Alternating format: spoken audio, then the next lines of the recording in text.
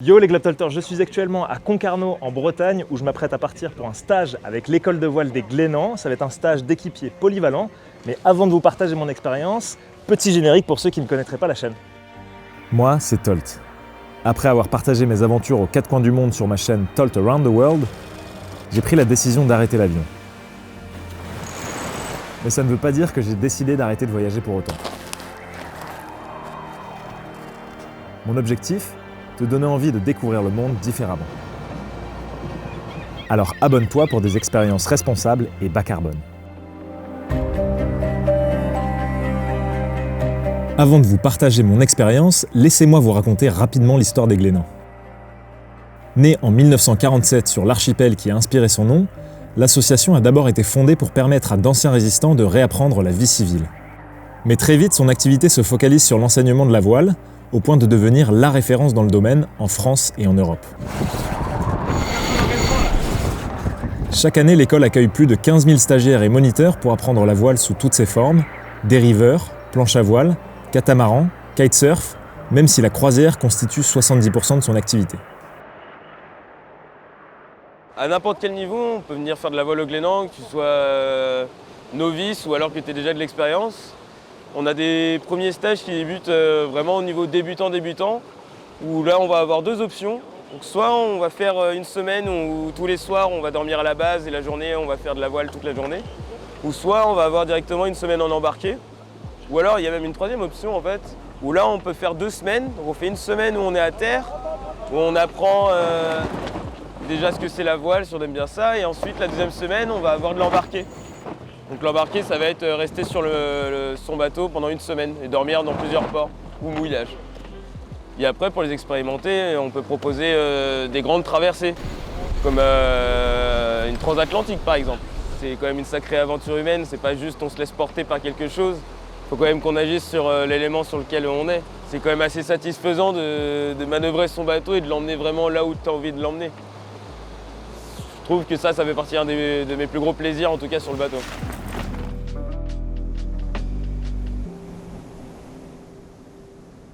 L'association des Glénans a joué un rôle important dans la démocratisation de la pratique de la voile en France, en contribuant notamment beaucoup au développement de la sécurité en mer.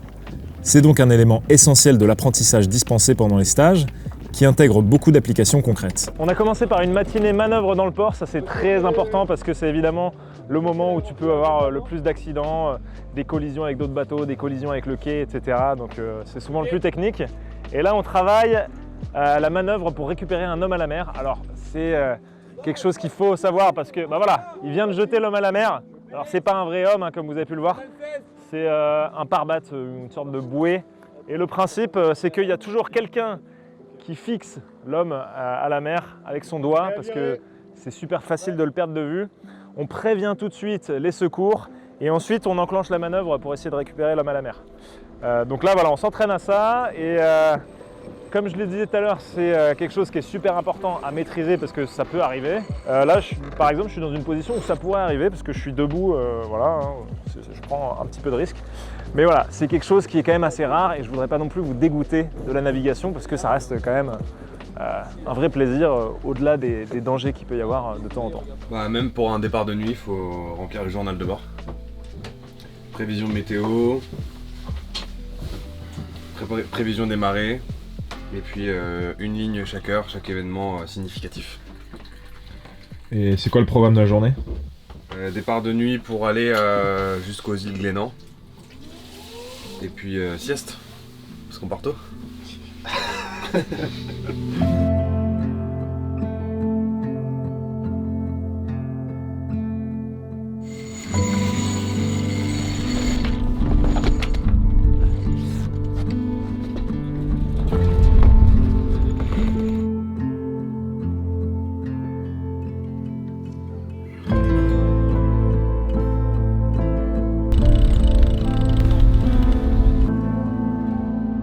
Moi, je ne me suis pas senti dépassé par les instructions. Ça va petit à petit.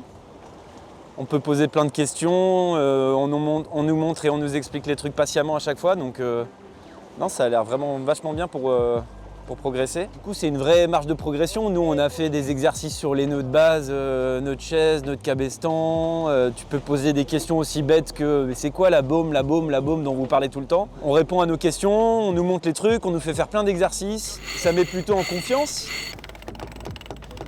On vient de passer notre première nuit au Port-la-Forêt après avoir fait 2-3 heures à pratiquer un peu les manœuvres d'empannage et de virement de bord.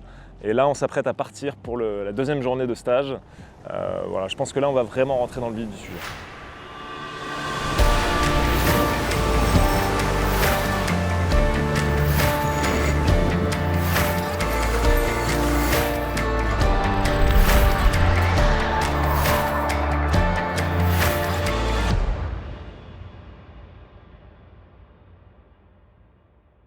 En ce qui nous concerne, on a testé un stage de 6 jours et nous étions 7 à bord en comptant notre moniteur Cyril, mais la durée et le nombre de participants peut évidemment varier en fonction de la formule choisie.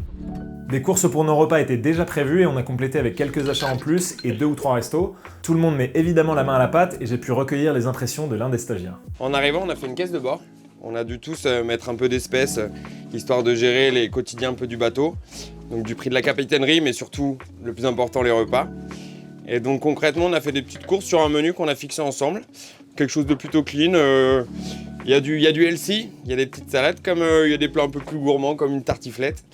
Et donc c'est ce que je suis en train de réaliser en ce moment même, après une belle journée de manœuvre. Donc après, on tourne, c'est plutôt facile. Il y a des gens qui s'occupent de préparer la comida, la nourriture, le repas, avant le déj ou avant le soir en arrivant au port. Comme ça, on peut tous s'attabler tranquillement avec un esprit de franche camaraderie. Et c'est un vrai plaisir. Oh là là.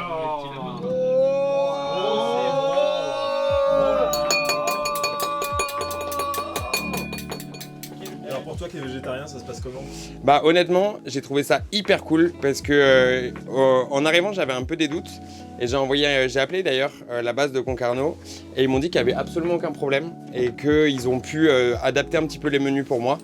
On a pu aussi réfléchir avec les collègues pour que ça fonctionne pour tout le monde. C'est des plats qui sont quand même très réconfortants, hein. C'est pas parce qu'il n'y a pas de lardon dans une tartiflette qu'elle est pas bonne. Mais du coup, c'était vraiment génial parce que je me suis senti vraiment, hyper intégré. Il n'y a pas eu du tout de problème par rapport à ça et ça fait plaisir, tout simplement. Pour la majorité des stages, il est possible de louer un ciré complet, donc il suffit juste de prévoir des vêtements chauds type polaire, des bottes ou chaussures bateau, un sac de couchage, de quoi se protéger du soleil, etc. Mais rien de très technique. Pour notre stage, il fallait compter à peu près 800 € en incluant les repas et la location d'un ciré, mais si vous faites un tour sur le site, vous verrez que les tarifs oscillent entre 100 et 2550 € en fonction du stage choisi. Voilà, j'espère avoir répondu à toutes vos questions et vous avoir donné envie de tester les Glénans. N'hésitez pas si vous en avez d'autres en commentaire, et à bientôt.